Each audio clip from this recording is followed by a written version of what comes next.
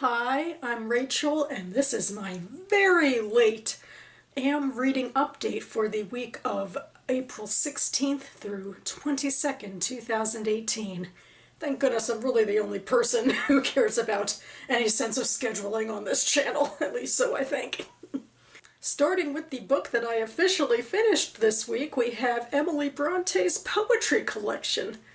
This one is particularly the Everyman's Library Pocket Poets brand. And when it comes to classical or technically Victorian poetry, I really think Emily Bronte reached me in a way that others haven't, which isn't that surprising to me. I know that I found Wuthering Heights to be very passionate and engaging, and so too did I with her verses in here. I really felt like I was in on the scene and seeing all of the physical complexities of the moors and of the nature that she describes in here. And in a lesser extent, I guess I felt that way with her Gondel poems, although they felt a little diminutive of any medieval romantic poetry about, you know, kings and queens and war and death and loss and in that sort of tragic mourning the past way. And then there were some poems that were just more esoteric about feelings, and I guess I kind of glossed over those a little bit. I read this collection relatively quickly. I started it on Saturday when I was at my DC Author Fest event. I was hoping to get in more around all of the panels than I was able to, but I got in a little bit and then I finished it up over Sunday. And yes, I did enjoy it. And now a dramatic reading. We'll see if I can perform this better than I did the poem that I recited in my Cherry Blossoms video a couple weeks ago. Why do I hate that lone green dell? Why do I hate that lone green dell, buried in moors and mountains wild? That is a spot I had loved too well, had I but seen it when a child. There are bones whitening there in the summer's heat, but it is not for that, and none can tell, none but one can the secret repeat, why I hate that lone green dell.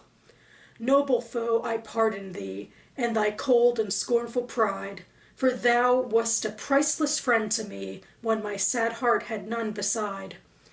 And leaning on thy generous arm, a breath of old times over me came. The earth shone round with a long-lost charm. Alas, I forgot I was not the same. Before a day, an hour passed by. My spirit knew itself once more. I saw thy gilded vapors fly, and leave me as I was before. I hope to be analyzing one of the poems in this book on my reading and writing blog before this National Poetry Month is over. We'll see if I get to it. Here's the next project I'm hoping to finish up in April, my 2010 reads for the Sammy Rohr Nonfiction Prize for Emerging Jewish Authors. This is my third and final book that I'm reading this month. Speaking of Jews, Rabbis, Intellectuals, and the Creation of an American Public Identity by Lila Berman.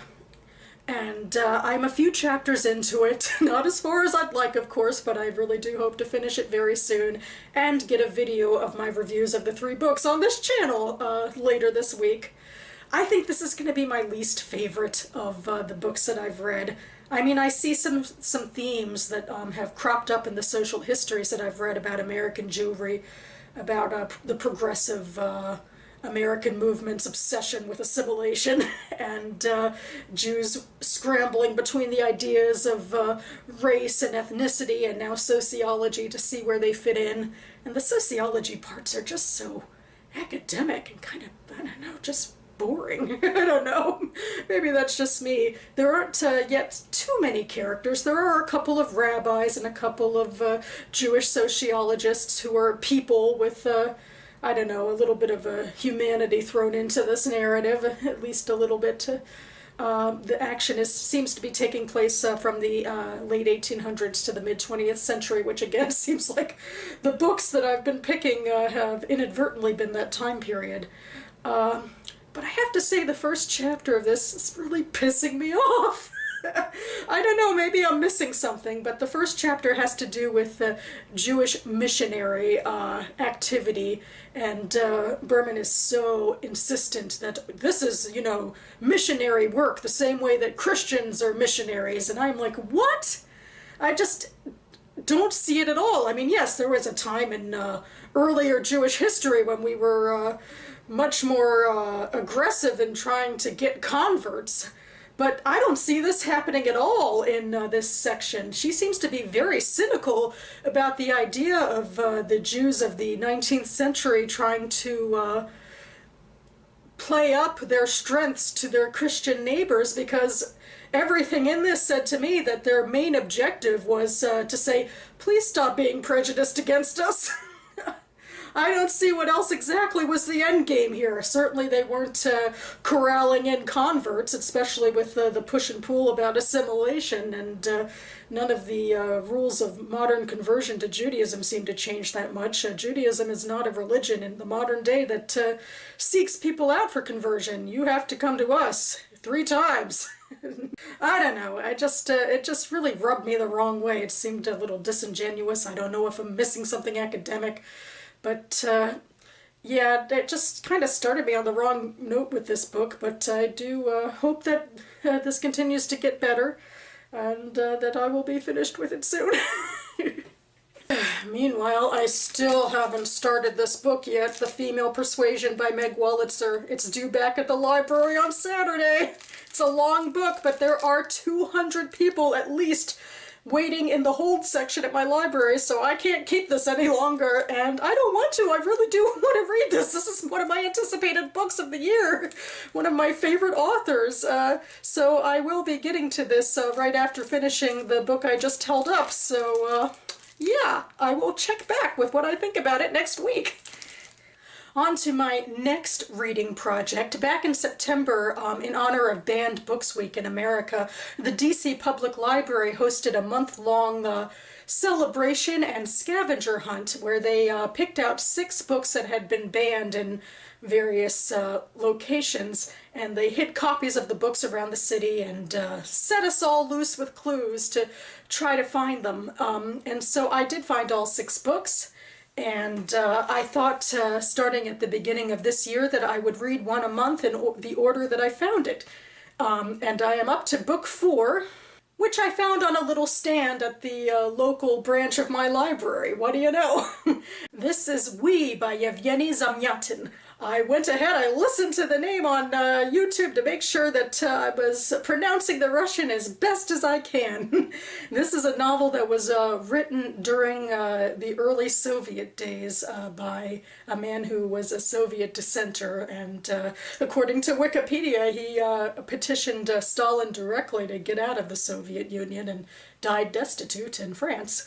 But before that, he wrote this book that was later banned in the Soviet Union. It takes place in a dystopian future where people no longer have names and they're just sort of cogs in the machine of Soviet advancement. But from what I remember, I think the main character is looking for something else, something more human, like a soul. And so it's about the human drives that the Soviet Union couldn't provide. And anyway, since this was written in the early days of the Soviet Union, it is an earlier science fiction book, at least in terms of modern dystopia. And again, I went to Wikipedia and I saw everything has a footnote. This book apparently inspired books from people such as Aldous Huxley, and George Orwell, and Ayn Rand, and Ursula K. Le Guin. So I am indeed very curious about what it has to say. And finally, I thought I'd end this video with a page 112 tag. The page 112 tag was started by Sean from Sean the Book Maniac, which he adapted from a literary prize where the judges read page 112 of books and they judge the merit of the books based upon that. And I'm using it as a way to cull my TBR. I have a lot of stuff from 2014 on my Goodreads page, actually, and, you know, too many books, not enough time, so I thought I'd pit one book against another and based on page 112 decide which one I'll read and which one I'll throw away, as it were.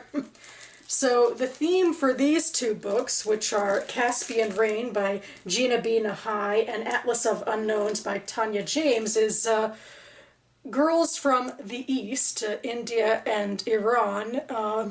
And, well, I guess at first I thought they would both end up in America, but I'm actually not sure if the Caspian Rain one ends up in America or not. But similar sort of...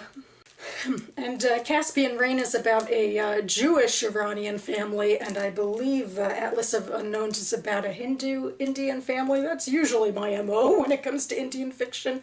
I don't remember exactly. I try to stay away from the back copy so that I can be as unspoiled as I can be when doing this 112 tag. So without further ado, I'll start with Caspian Rain. I'm going to start a little bit on page 111 because, you know, it's not a full sentence starting on page 112. To compensate for my shortcomings, Bahar teaches me to read before I have started school. She expects me to speak and walk and eat like the daughter of a person of substance tells me. I must have great ambition, that I must dedicate myself to achieving goals that no other girl my age would dream of reaching. Study hard, she says. Be the best in your class. Don't marry young, don't give up the chance of going to university, don't ever depend on a man for your livelihood. She dresses me in yellow and blue and red, but not pink. She hates the color pink, and the bows and the ribbons and the red patent leather shoes and the tiny black and white roses on the clasp that I stare at every time we go to the store. She buys me sensible shoes instead, complains that Ahmed is undermining her efforts at raising me properly when he brings me dresses and dolls from his overseas trips. These things will make you vain and self-absorbed. They'll distract you from what you need to accomplish, take your mind off of studying when you're at school, she tells me. Her own mother, she says, forbade her daughters from looking in the mirror more than once a day, lest they become too vain and difficult to control. She says this as she sits in front of her vanity mirror that's lined with tubes of makeup and bottles of perfume as she paints her eyes and nails, dips her hair in beer to add body, and rolls it in tight loops around tiny curlers. She puts on shiny silk blouses and flowing velvet skirts that she has spent weeks making, wears bracelets and earrings and narrow pumps with needle-thin heels, and if Ruby points out the irony in it all, you deny your child everything you want for yourself, Bahar will fly into a rage, scream that this is all there is for her to do, that this is what she has been reduced to, but she's damned if she's going to let her daughter fall into the same trap. If I so much touch as one of her silk scarves or a single white satin glove, she snatches it out of my hand and warns me that I must stop focusing on frivolities, must be diligent and do well in school, because that's the only way I'll become something.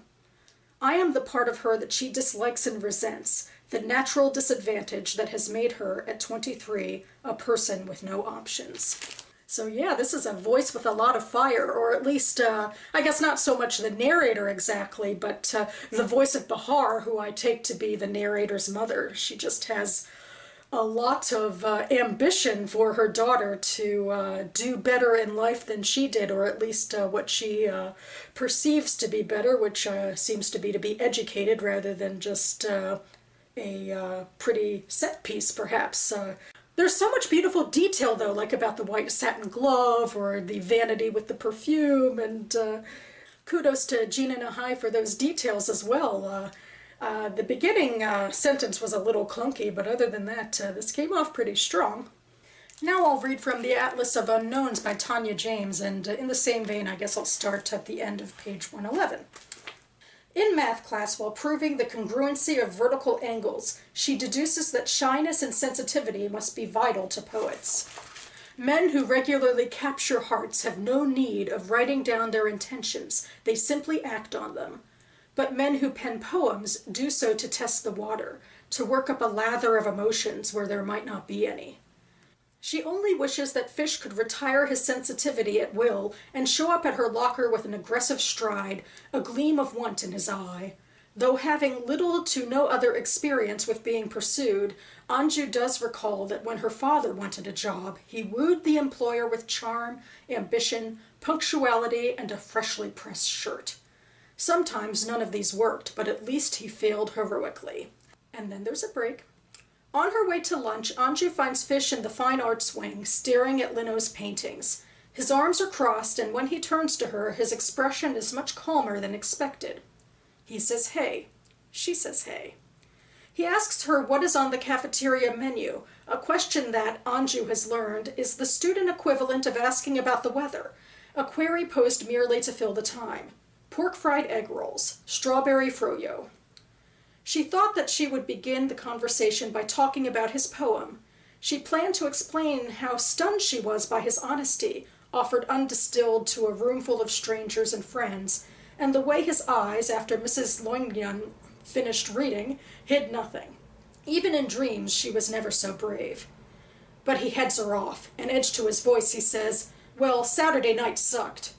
And then, to her dismay, he launches into a tirade against his mother, how she showed up at Solomon's porch and went sniffing around for a spliff from which Fish had partaken, sure, but did not possess, and all because of this his mother dragged him out like the goddamn SWAT team. Not only this, but the bouncer confiscated his ID. Racism at work, Fish says, or if not racism, then ageism.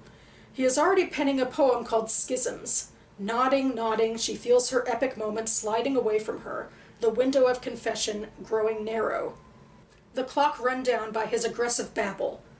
Not once does he glance at her propped-up bust or take a whiff of her obsession. It is possible, she supposes, for heroine to wrest control of her love scene, but she does not know the right words, at least none that belong to this era. All the words she knows belong to Marvel or Herrick or Roget's Thesaurus, all florid declarations and complex phonetics. What she wants is a quick route to intimacy, a few seismic words to close the gap between them, to make him know her completely.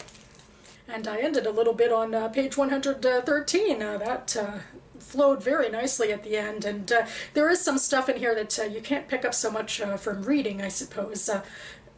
Reading verbally, like obsession is capitalized, which makes me think it's a perfume.